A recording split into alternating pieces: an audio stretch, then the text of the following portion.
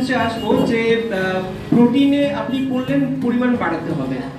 তো যদি আমি একটা খাবারের যদি আমি 100% ধরি, একটা থালাকে যদি আমি 100% হিসাবে ক্যালকুলেট করি, কত পার্সেন্ট আপনার প্রোটিন হওয়া উচিত, কত পার্সেন্ট আমার কার্বোহাইড্রেট হওয়া উচিত? কার্বোহাইড্রেট 45 to 50% আমার থাকা উচিত, যেটা ডায়াবেটিস রোগীদের ক্ষেত্রে বলছি। আর কার্বোহাইড্রেট অবশ্যই আমার 35 to 40, আর রেস্ট অফ দ্য রিকোয়ারমেন্ট আসতে হবে আমার ফ্যাট থেকে।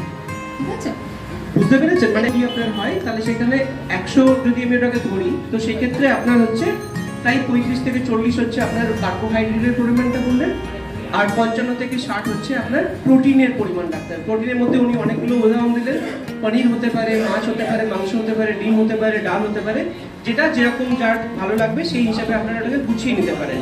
পেট ভরানো মানেই কিন্তু পুরোটা ভাত খেলে হবে না, ভাতটা হচ্ছে কার্বো